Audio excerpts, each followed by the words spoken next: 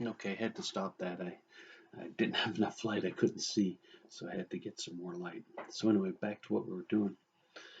We have the barrel here, and the first thing I'm going to do is I'm going to install the screw, and the screw is what's going to hold everything together.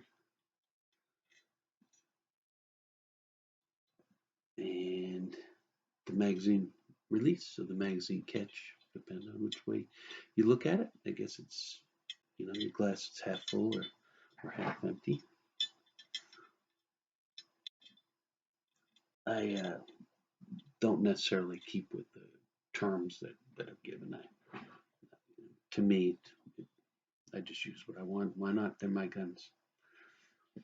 The next thing I'm going to do is I'm going to put the release in. And the release, you want to make sure that it goes in. There's a little groove. It appears to be Parkinson's proof.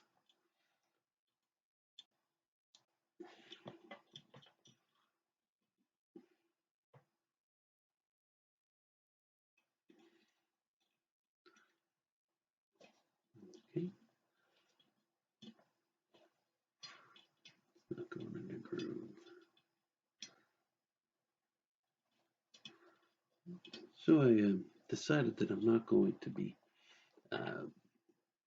doing a whole lot of editing. I want you all to enjoy the experience here in the mudroom, and also it's less work for me if I do less editing. So there we go. So we've got the catch is in. It's slid in. There's a little spring that goes in there, and then there's the thing that holds it, the spring in. We can get the hole to line up.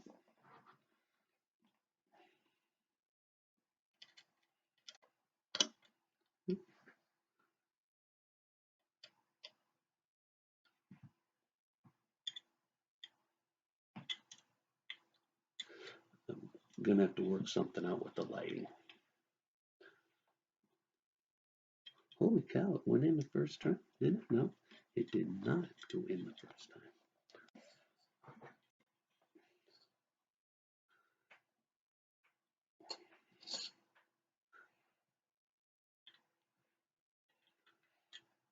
So anyway, we've come to Vermont in 2008, and we have lived here. My wife is originally from Texas, so it was a real switch for her coming from that kind of an environment up here to below zero winters. But she's adapted pretty well, and like I said, I was in the Navy for 21 years and got to travel around quite a bit. And as we do this, we'll have more and more talks about it. Anyway, it's all in. We got the magazine release. Let's turn it around here. And we've got the bolt head release. So the way that this works is the bolt on the on all of them, the Mark One, all the way up through what we have now, the bolt head turns like that.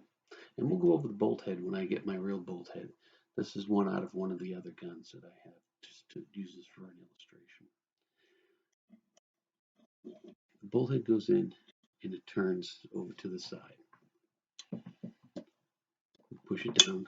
You can hear it click. That's the bolt head release that clicked. You can see that you can't pull it out. And you can see the little groove that I showed you. And in the groove is right inside that bolt head release. So if you want to release your bolt head, you push it forward a little bit, you push down on the bolt head release, you pull it back. Now you can see that the bolt head's rotated up, and you can pull out the bolt head. And that's how that works. Now there's more that goes in here, And as those parts come in, I'll show you how they go in and what they're for, and get a better understanding of the guts of an Enfield. I love Enfields. I've had 6 number 1 or Mark III Enfields. I have a number 4, and I also have the musket. So you can, well, the videos will be out there, and you'll be able to see the variety of weapons that Enfield put out for World War I and World War II, and even beyond. So anyway, Enfields are my favorite of all the guns, and we'll be putting this one together over time. The only constraint will be money, and because like I said, I'm a retired Navy, and I use my funds to buy more guns. So anyway, that's where we stand on this project until we get more parts. I think I'm going to get a bolt, my own bolt, on Tuesday, and then I'm just waiting on Century for the rest of the parts. So, all right, well, thank you very much for watching again, and if you have any comments, questions, whatever, suggestions, if somebody has a suggestion of how to get better lighting than I have for the videos, then feel free to make those. Just be respectful, okay? I don't need any experts berating me for something.